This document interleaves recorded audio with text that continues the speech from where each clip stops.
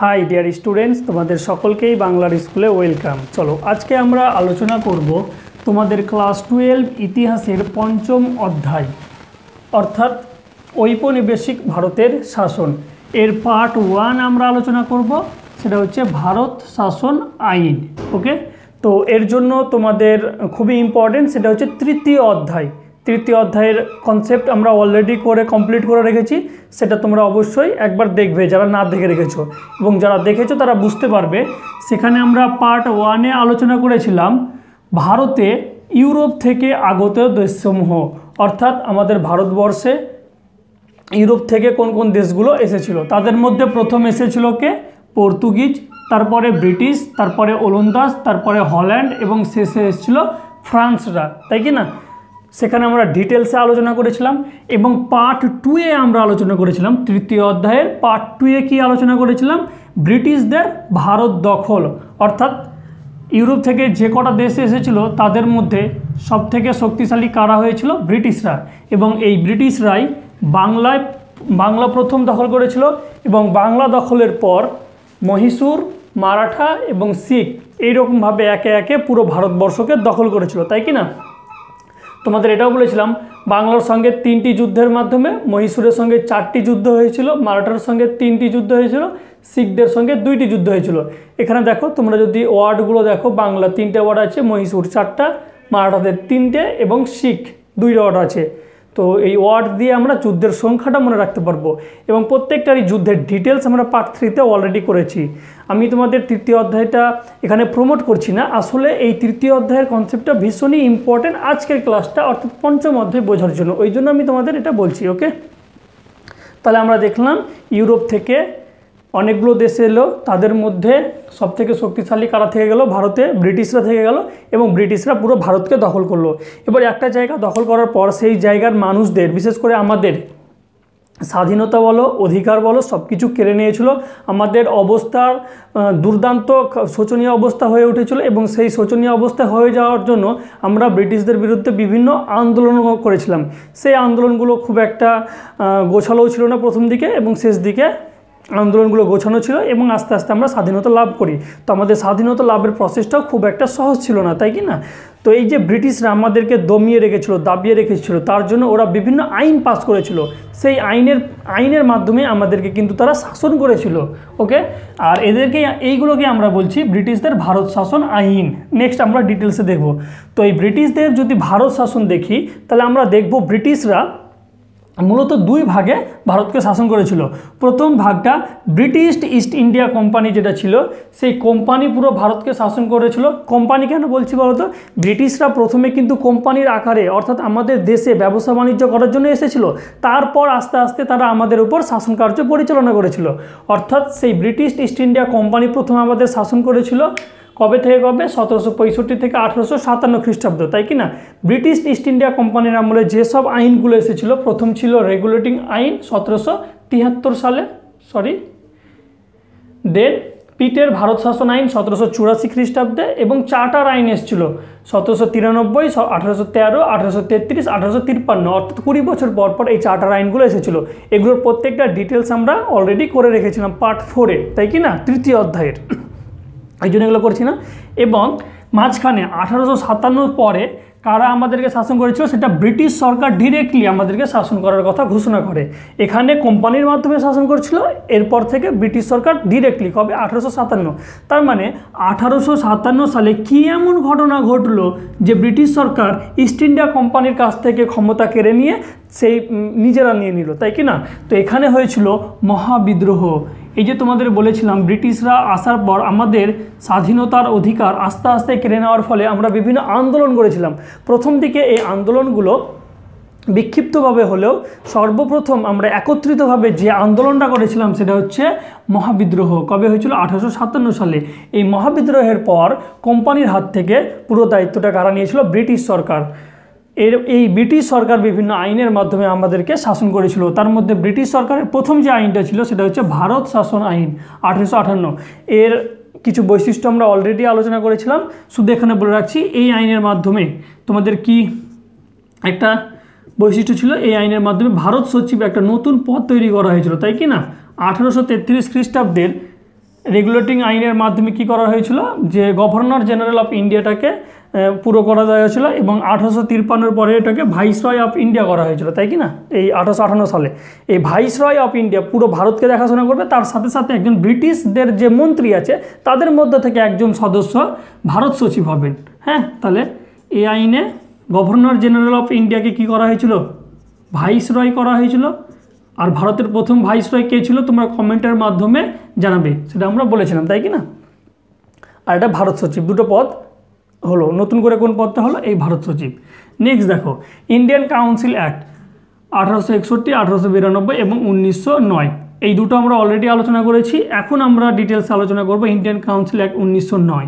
এরপরে আমরা আলোচনা করব ভারত শাসন আইন 1919 এবং শেষে আলোচনা করব 1935। অর্থাৎ এই চ্যাপ্টারের ডিটেলস তোমাদের 3টে আইন রয়েছে। ইন্ডিয়ান কাউন্সিল অ্যাক্ট, তার মধ্যে প্রথমে আমরা আলোচনা করব ইন্ডিয়ান কাউন্সিল অ্যাক্ট অফ 1909, বা আমরা এটাকে আরেকটা বলে থাকি, সেটা হচ্ছে মরলে মিন্টো সংস্কার আইন। তোমাদের এখান থেকে ডিরেক্টলি প্রশ্ন দেয় মরলে কে ছিল, মিন্টে কে ছিল। তো মরলে ছিল সেই সময়কার ভারত সচিব এবং মিন্টে ছিল সেই সময়ের ভাইসরয়। ওকে, এই আইনের বৈশিষ্ট্য কি? এই আইনের প্রধান বৈশিষ্ট্য হচ্ছে ভাইসরয়ের কার্যনির্বাহক যে পরিষদ ছিল, ভাইসরয়ের কার্যনির্বাহক, ভাইসরয়কে বাংলায় বড়লাট তা বলা হয়। ওই জন্য দেখবে না যে যখনই আমরা কোনো কাজ করি তখন আমাদের বাবা মা কি বলে, কত বড় লটের বেটা। বড় লটের বেটা মানে কি, এখানে ভাইসরয়কে বড় লাট বলা হতো ইংরেজদের, অর্থাৎ ইংরেজদেরকে কিন্তু লাট বলা হতো। ওকে, তো যাই হোক, এই ভাইসরয়ের কার্যনির্বাহক পরিষদ, কার্যনির্বাহক মানে পুরো ভারতবর্ষটাকে যারা পরিচালনা করত সেটার একটা পরিষদ গঠন ছিল কার্যনির্বাহক। তো এই কার্যনির্বাহক পরিষদে একজন ভারতীয় নিয়োগ করা হয়, অর্থাৎ প্রথম কোনো ভারতীয় নিয়োগ হচ্ছে ভাইসরয়ের কার্যনির্বাহক পরিষদে। আর সেই ব্যক্তিটা তাহলে ভীষণ ইম্পর্টেন্ট হবে, সেই ব্যক্তিটা ছিল সত্যেন্দ্র প্রসন্ন সিংহ। ওকে, সত্যেন্দ্র প্রসন্ন সিংহ, বা একে অনেক সময় লর্ড সিনহাতাও বলা হয়। কি বলা হয়? লর্ড সিনহা, প্রথম ভারতীয় যিনি ভাইসরয়ের বা গভর্নর জেনারেলের কার্যনির্বাহক পরিষদের সদস্য ছিলেন। ওকে, আর এটা বলছি এই আইনের মাধ্যমে কী হয়েছিল, এই আইনের মাধ্যমে মুসলিম সম্প্রদায়ের জন্য পৃথক নির্বাচনের ব্যবস্থা করা হয়েছিল। মুসলিম সম্প্রদায়ের জন্য পৃথক নির্বাচন, অর্থাৎ আমরা এখানে বুঝতে পারলাম যে হিন্দু মুসলিমকে ভাগ করা হচ্ছে। এই যে এখনও বর্তমানেও তুমি যদি ভারতবর্ষের মধ্যে দেখো, আমাদের মধ্যে অনেক ইউনিটি মিল আছে, ঠিক আছে, তবুও দেখবে একটা হিন্দু আর মুসলিমদের মধ্যে সমাজের দিক থেকে পৃথকীকরণ কিন্তু আছে, সেটা অস্বীকার করার নাই। আর এটার প্রথম যে ব্যক্তিটা ঘোষণা করেছিল সেটা হচ্ছে মিন্টো। তার কারণ কি, এখানে মুসলিমদের জন্য আলাদা করে পৃথক নির্বাচনের ব্যবস্থা করা হলো, অর্থাৎ আস্তে আস্তে হিন্দু মুসলিমের মধ্যে ভাগ ঘটানো হচ্ছে।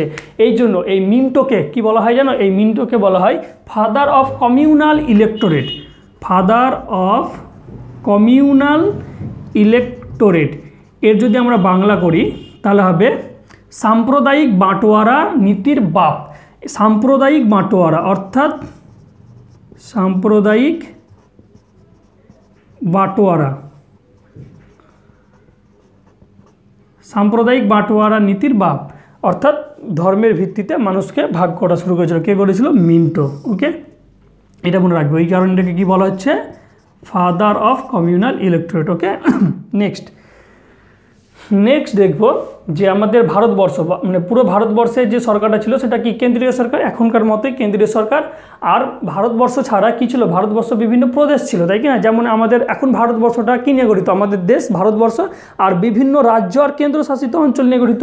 তো এই যে রাজ্যগুলো বলছি, রাজ্যকে প্রদেশ বলা হতো। প্রদেশের মধ্যে ইম্পর্টেন্ট ছিল বাংলা, মাদ্রাজ, বোম্বাই। তাহলে কেন্দ্র সবগুলোকে নিয়ে এবং আলাদা আলাদা প্রদেশ। তো কেন্দ্র পরিচালিত হতো দুটোর মাধ্যমে, একটা হচ্ছে কার্যনির্বাহক পরিষদ যেটা আমি বললাম আগে, আর একটা হচ্ছে আইন পরিষদ।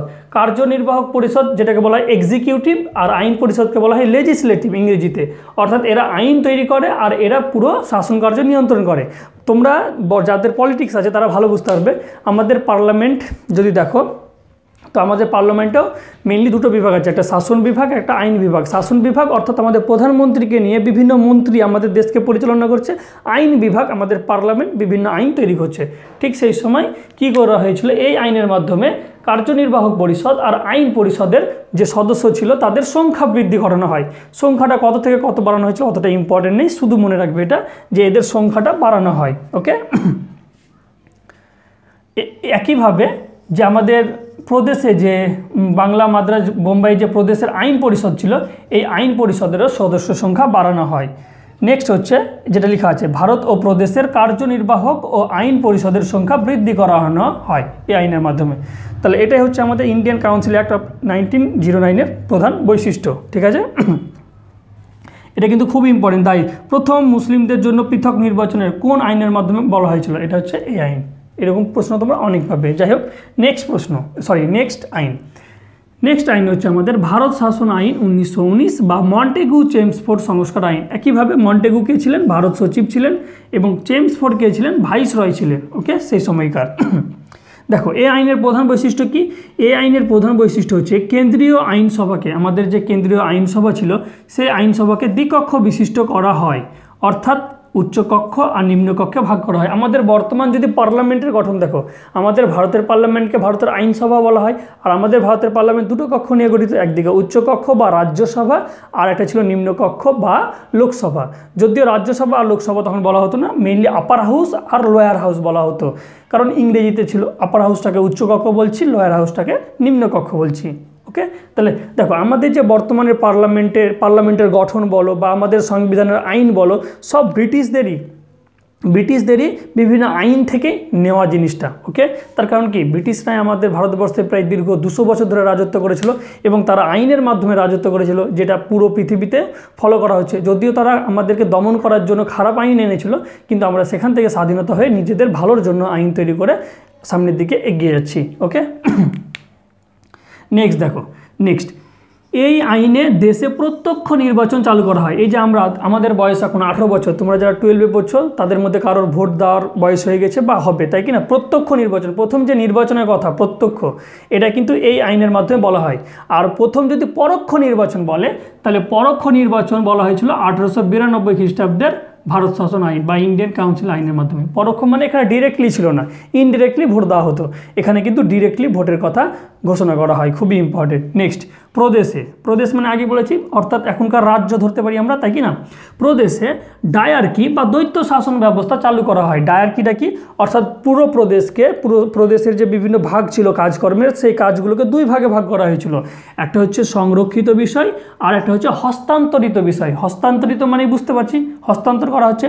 সংরক্ষিত বিষয়টা কে দেখাশোনা করতো? প্রদেশের গভর্নর, অর্থাৎ ব্রিটিশ সরকারই একে নিযুক্ত করতো। আমাদের যেমন পশ্চিমবঙ্গের বর্তমান গভর্নর আছে, তোমরা পশ্চিমবঙ্গের বর্তমান গভর্নরের নামও কমেন্টে আমাকে জানাবে। সেই একইভাবে সেই সময়কার প্রদেশের যে গভর্নর, সে খুব শক্তিশালী ছিল, এবং তিনি সংরক্ষিত বিষয়গুলোকে নিয়ে আলোচনা করত। আর কিছু বিষয় হস্তান্তর করা হয়েছিল, যেমন শিক্ষা, এই হস্তান্তরিত বিষয়ের মধ্যে পাঠানো হয়েছিল। সেই শিক্ষাটা দেখাশোনা করতো প্রদেশের মন্ত্রীরা। আমাদের যদি মন্ত্রীরা দেখি, মুখ্যমন্ত্রীর আন্ডারে বর্তমানে পশ্চিমবঙ্গের যে মন্ত্রিসভা আছে সেটা নিয়ে, তাই কি না? এখন মন্ত্রিসভার শক্তি বেশি, তখন কিন্তু গভর্নরের শক্তি বেশি ছিল। ওকে, তো এইটাকে আমরা বলছি দ্বৈত শাসন, অর্থাৎ প্রদেশের গভর্নর একদিকে শাসন করছে আর প্রদেশের মন্ত্রীরা মিলে একভাবে শাসন করছে। ওকে, এছাড়া এই আইনের মাধ্যমে প্রদেশের জন্য আলাদা বাজেট আনা হয়। তোমরা জানো যে আমাদের ভারত সরকার সামনের বছরে কত কি খরচ করবে, কোন বিষয়ে খরচ করবে, সেই সংক্রান্ত যে হিসেব, সেটাকে বাজেট বলা হয়। এই আইনের আগে পর্যন্ত শুধুমাত্র কেন্দ্রীয় বাজেটের কথা বলা হয়, আর প্রথম বাজেট যদি বলা হয়, তো এই ভারত শাসন আইনে প্রথম বাজেটের কথা ঘোষণা করা হয়েছিল কেন্দ্রীয় বাজেট, কিন্তু প্রথম প্রদেশের জন্য বাজেটের ঘোষণা করা হয়েছিল ভারত শাসন আইন 1919। অর্থাৎ বাজেটটাকে আলাদা করা হলো, কেন্দ্রের জন্য আলাদা বাজেট, প্রদেশের জন্য আলাদা বাজেট। ওকে, নেক্সট, এই আইনের মাধ্যমে শিখ, খ্রিস্টান, ইঙ্গো ভারতীয় এদের জন্য পৃথক নির্বাচনের ব্যবস্থা করা হয়। তাহলে আমরা দেখলাম 1909 খ্রিস্টাব্দে মুসলিমদের জন্য পৃথক নির্বাচনের ব্যবস্থা করা হয়েছিল, এবং এই আইনে আরও ভাগ বাড়িয়ে দেওয়া হলো, সেখানে শিখ, খ্রিস্টান, ইঙ্গো ভারতীয়দের অংশগ্রহণ করতে দেওয়া হলো। ওকে, নেক্সট, 1926 সালে একটা কমিশন গঠন হয়েছিল, সেটা হচ্ছে সেন্ট্রাল পাবলিক সার্ভিস কমিশন গঠন হয়েছিল 1926 সালে। অর্থাৎ এখন দেখবে যে বিভিন্ন আমাদের যে পশ্চিমবঙ্গে আছে West Bengal public service commission, ভারতবর্ষে আছে ইউনিয়ন পাবলিক সার্ভিস কমিশন। এই কমিশনগুলো কি করে? সরকারের বিভিন্ন কর্মচারীদের নিয়োগ দেয়। তো এইটা তখন চালু হয়েছিল সর্বপ্রথম। ওকে, সরকারি কাজে চাকরি করার জন্য একটা কমিশন।